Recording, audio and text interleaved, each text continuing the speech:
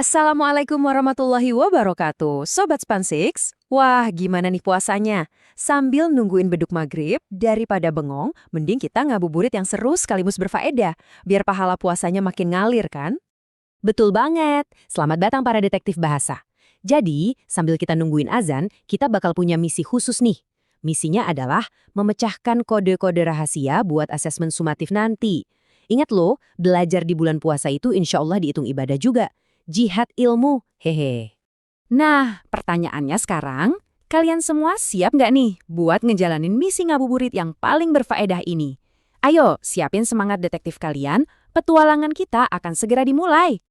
Oke, siap-siap ya para detektif, ini dia mission briefing kita. Bakal ada 4 jurus super jitu yang harus kita kuasai bareng-bareng buat menaklukkan soal-soal bahasa Indonesia nanti. Kita kupas tuntas satu-satu yuk. Oke, kita mulai dengan jurus yang pertama, mengungkap hikmah cerpen. Jadi gini Sobat Spansix, nyari amanat atau pesan moral di sebuah cerita itu, ya mirip banget kayak kita nyari hikmah di balik ibadah puasa. Pasti ada pelajaran berharga yang tersembunyi di dalamnya. Terus gimana cara kerjanya detektif? Gampang. Pertama, coba deh baca paragraf awal sama akhirnya aja. Biasanya di situ kita bisa nemuin temanya. Misalnya temanya tentang keteguhan hati. Wah, itu kan cerminan banget dari kesabaran orang yang lagi puasa. Terus coba cari kalimat-kalimat bijak dari tokoh pendukung, kayak orang tua atau guru. Sering banget kuncinya ada di situ. Nah, contohnya kayak kutipan dari Pak Surya ini, mata bisa menipu tapi rasa tidak. Ini tuh petunjuk super besar. Artinya amanatnya adalah semangat di dalam hati itu jauh lebih dahsyat daripada keterbatasan fisik. Persis kan kayak puasa, kita kan melatih kekuatan batin, bukan cuma nahan lapar sama haus doang. Lanjut, jurus kedua, waspada jebakan kata. Sobat Spansik, di bulan puasa kan kita wajib banget ya jaga lisan. Nah, di dalam soal ujian, kita juga harus super waspada sama kata-kata, terutama yang maknanya kiasan, biar nggak salah paham. Kuncinya itu ada di sini, kita harus bisa bedain denotasi dan konotasi. Gampangnya gini, denotasi itu makna asli yang ada di kamus. Kalau ada kalimat kambing hitam makan rumput, ya artinya beneran ada kambing warna hitam lagi makan. Tapi, kalau konotasi itu makna kiasan. Jadi, pas ada kalimat dia dijadikan kambing hitam, itu artinya dia dituduh atau difitnah. Bukan berarti dia berubah jadi kambing beneran ya. Para detektif harus ekstra hati-hati ya sama kode keras alias idiom kayak gini. Jangan sampai nih pas puasa kita malah jadi orang yang lidah tak bertulang alias doyan bohong. Atau lebih parah lagi, nyebar fitnah dengan ngejadiin orang lain kambing hitam. Waduh, bisa-bisa hangus pahala puasa kita. Amit-amit ya. Oke, masuk jurus ketiga.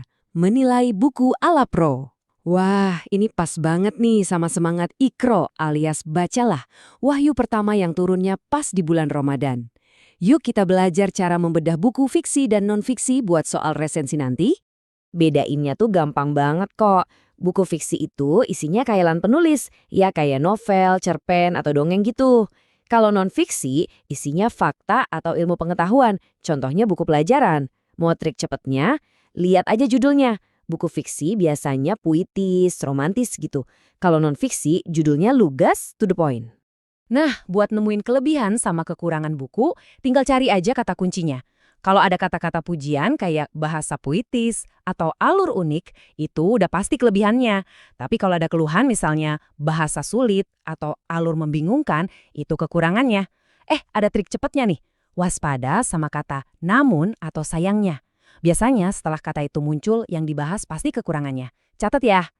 Dan sekarang jurus pamungkas. Jurus keempat, cermin diri sang harimau. Kita bakal belajar dari sebuah fabel yang pelajarannya itu dalam banget. Apalagi buat kita yang lagi puasa. Ini tentang menahan hawa nafsu. Oke, dengerin baik-baik ya ceritanya. Jadi, Alkisah ada seekor harimau yang lagi bawa sepotong daging gede di mulutnya. Nah, pas dia jalan di pinggir sungai yang airnya jernih banget, dia ngeliat bayangannya sendiri di air itu. Nah, karena si harimau ini serakah banget, dia langsung mikir, wih, ada harimau lain bawa daging yang lebih besar. Aku harus rebut itu. Padahal, itu kan cuma bayangannya dia sendiri. Duh, hawa nafsunya udah nutupin akal sehatnya. Tanpa pikir panjang lagi, si harimau ini langsung lompat ke sungai, niatnya mau merebut daging yang dia lihat tadi. Terus, apa yang terjadi?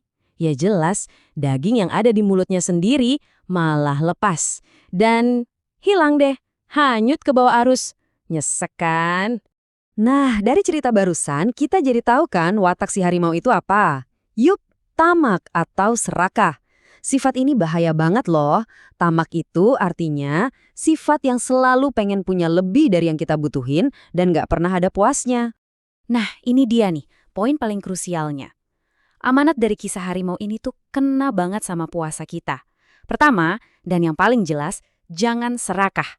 Kedua, yuk kita belajar buat mensyukuri apapun yang udah Allah kasih ke kita. Ingat hawa nafsu yang gak terkendali, kayak si harimau tadi, bisa bikin kita kehilangan semuanya. Termasuk, amit-amit ya, pahala puasa kita. Wah, jangan sampai. Wih, 4 jurus udah kita kuasai bareng. Sekarang kita masuk ke bagian penutup, trik final dan doa juara. Anggap aja ini pemanasan terakhir sebelum kalian benar-benar berhadapan langsung dan menaklukkan soal-soal di ruang ujian. Oke, ingat 3 langkah simple tapi super penting ini ya. 1. Waspada banget sama kata kecuali. Sering banget ngejebak loh, jangan sampai salah jawab cuma gara-gara nggak teliti.